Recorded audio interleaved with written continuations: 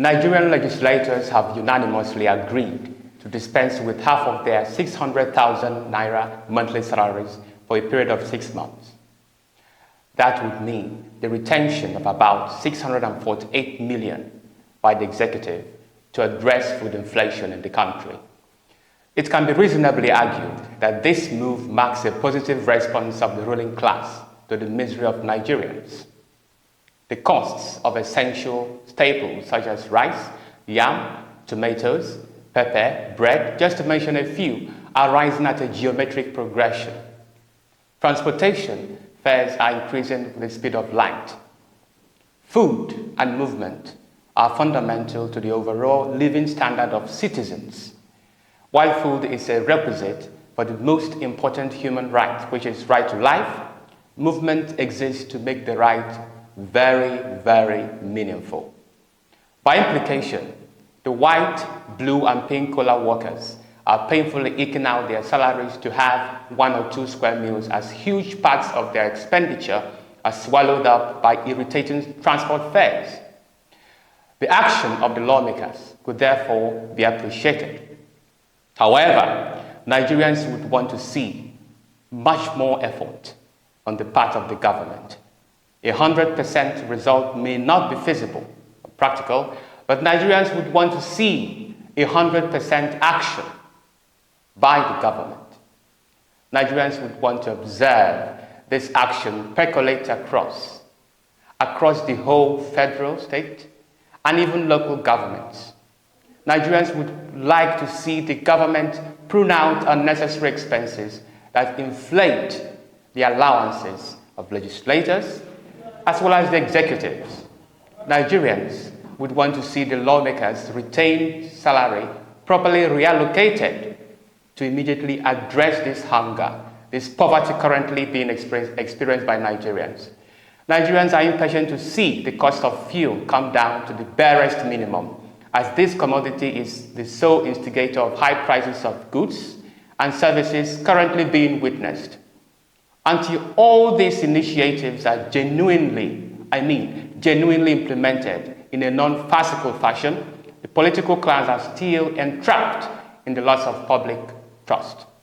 Also, we are aware that the financial sacrifice proposed by members of the House of Representatives was born out of deterrence. In essence, 2 kinds of deterrence are playing out between Nigerians and the political class. We have deterrence by denial and deterrence by punishment. Deterrence by denial entails making an unwanted action unnecessary or less appealing by eliminating the underlying reason for the action. The lawmakers have exhibited this kind. Behind the facade of sympathetic salary cuts, the lawmakers were not truly dedicated to instituting preemptive measures to address poverty, hunger, and inflation. It was only when a nationwide demonstration was announced that the lawmakers began to be responsive. Across the world, if there is anything repulsive to national governments, it must be the stage of a mass protest. Governments dread and fear a mass protest because the civil action tend to project a soiled image of the leaders to the international community, accentuating their chartered legitimacy. Now let me give you an example. But more importantly, governments usually have inclination to believe that the most demonstrations tend to sink into a full-blown revolution. For example, during the NSAS protest, the agitation, which initially bordered on the scrap of the Special Anti-Robbery Squad, took a new dimension when some Nigerians started calling for a total revolt against the whole political class, and prominent Igbo leaders coined the term People's Revolution in order to drive home that message.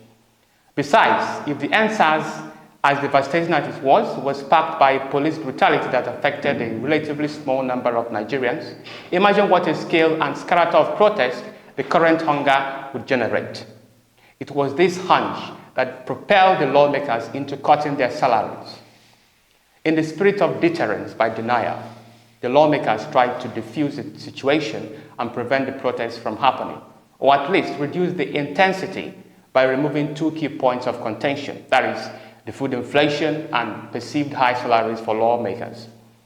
In the reverse direction, Nigerians have, to some extent, successfully achieved deterrence by punishment. How? In this case, the citizens' protests serve as a threat of punishment or consequences for the lawmakers if they don't take action or make decisions that align with the citizens' demands. Now, with the Kenyan revolt still fresh in their minds, the lawmakers fear the violent political backlash, loss of public support, damage to their reputation, and potential defeat in the future elections.